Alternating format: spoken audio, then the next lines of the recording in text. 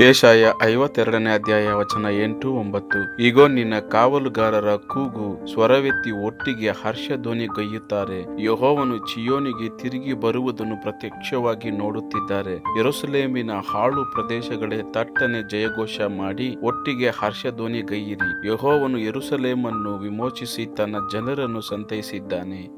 Isaiah chapter 52 verse 8-9. Listen, your watchmen lift up their voices. Together they shout for joy. When the Lord returns to Zion, they will see it with their own eyes, burst into songs of joy together, you ruins of Jerusalem. For the Lord has comforted his people.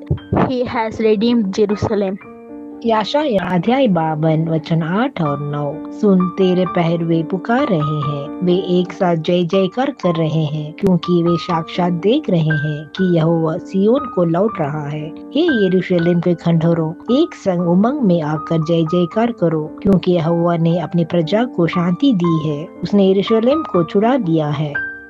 ஏசாயா 52ஆம் அதிகாரம் 8-9 வசனங்கள். உன் ஜாமக்காரருடைய சத்தம் கேட்கப்படும், அவர்கள் சத்தமிட்டு ஏகமாய் கெம்பீரிப்பார்கள். ஏனென்றால் கர்த்தர் சீயோனை திரும்ப வர பண்ணும்போது அதை கண்ணார காண்பார்கள். எருசலேமின் பாழான ஸ்தலங்களே, முழங்கி ஏகமாய் கெம்பீரித்து பாடுங்கள். கர்த்தர் தம்முடைய ஜனங்களுக்கு ஆறுதல் செய்து எருசலேமை மீட்டு கொண்டார்.